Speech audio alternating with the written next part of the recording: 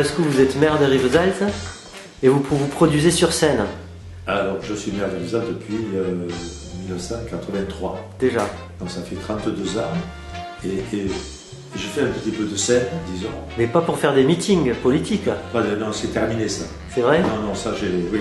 Mais vous montez sur scène. J'ai tourné la page et donc j'en ai une autre que j'ai ouverte il y a 5 ans, à peu près 5-6 ans. C'est de me produire sur scène au profit d'œuvres caritatives. Vous chantez donc? Je chante, je suis un maire chanteur. Voilà. Tout à fait. Et je chante du Jean Ferrat parce que j'aime bien, j'adore ce chanteur, également un poète, puisqu'il a écrit beaucoup de ses chansons. Dès qu'il est mis à musique de nombreux poèmes d'Aragon, il a lui-même une écriture formidable. Oui, puis c'est un poète également. C'est un poète.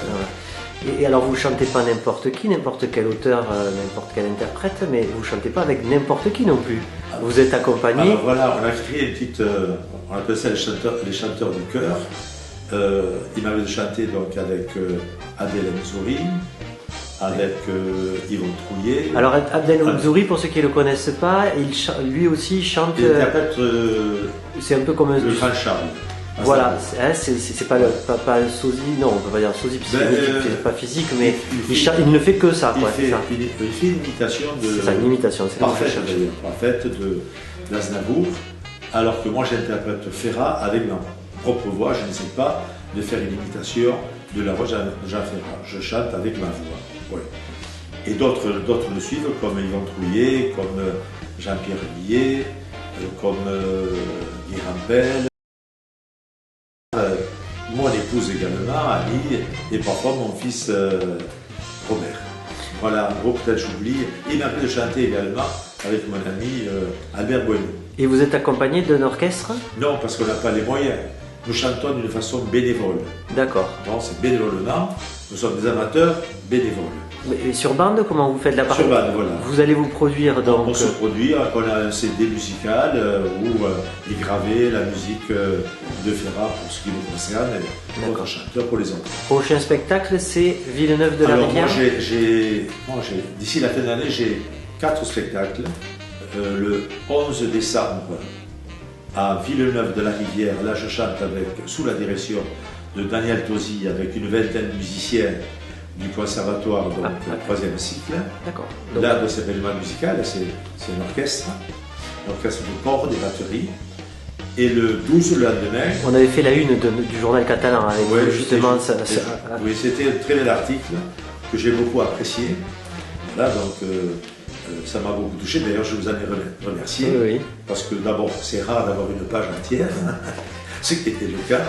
Et puis, c'était tellement gentil à mon égard, parce que c'est rare quand même. Ouais, c'est tellement sympathique ce que vous faites aussi, il faut le souligner. Nous, on est là pour montrer les belles choses que. Donc, ça m'a touché. Je vous l'ai fait savoir par un petit écrit. Et donc, pour revenir sur les programmes, le 12 décembre, je chanterai toujours sous la direction de Daniel Tosi et 20 musiciens du 3e cycle du conservatoire à Torel. Et on terminera l'année le 20 décembre, c'est un dimanche, dans l'après-midi, à Caudiès de Fenouillet. Je chante avec la chorale de Caudiès de Fenouillet. Et à chaque fois pour une bonne cause en fait. Alors chaque fois pour des bonnes causes, pour la lutte contre le cancer, pour la sclérose en plaques, les enfants atteints de leucémie, pour les dons d'organes, pour l'enfance maltraitée, etc. Donc, comme nous avons un petit peu de cœur, quand nous sommes sollicités, on ne sait pas dire non. Donc, nous chantons pour toutes ces caritatives. Puis vous passez un bon moment, vous personnellement, c'est votre passion, si ça vous plaît. Oui, ça me plaît, oui, sinon je ne le ferais pas. Je ne vous cache pas que, comme tout le monde, quand on monte sur scène, malgré l'accoutumance, on a quand même un moment de trac qui s'évacue au bout de 2 ou 3 chansons.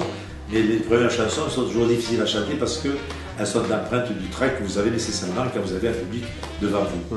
Mais après, c'est une satisfaction d'essayer de faire passer les sentiments que Ferrat a voulu transcrire dans ses chansons. Ça, c'est important.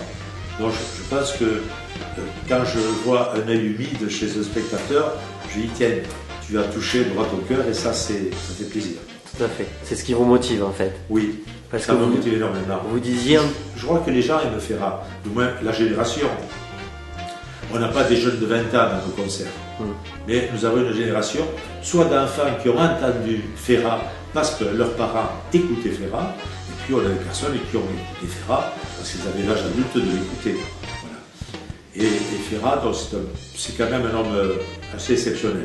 Il était toujours droit dans ses bottes, il n'a jamais dévié, mais qui a dit les choses avec beaucoup de talent et beaucoup de délicatesse. C'était un écorché vif. Il était un très grand humaniste. Son œuvre est un grand message, effectivement, qu'on devrait écouter. C'est un message d'amour. Parce que même dans ses messages politiques, parfois où il attaque, il y a toujours à la fin un couplet d'espoir. Comme disait Aragor, un jour viendra, un jour, vous connaissez, un jour, c'est des choses. Non, pas vraiment. Un jour pourtant, un jour viendra, couleur d'orage, un jour de palme, un jour de feuillage de front, un jour d'épaule nue où les gens s'aimeront, un jour comme un oiseau sur la plus haute branche. D'accord. Voilà, c'est un petit peu Ferrat ça. Donc toujours une note d'espoir à la fin de ses chansons, puisqu'il croit en l'humanité. Bon. Écoutez, on va rester sur ces belles phrases. Oui, si vous voulez. Et puis on vient vous voir donc prochainement. On va mettre le calendrier de vos dates. Voilà. Et puis alors, si on oublie quelque chose, en 2016, vous allez chanter au théâtre de l'Archipel à Perpignan. C'est un grand moment. Ouais, c'est un grand moment pour moi.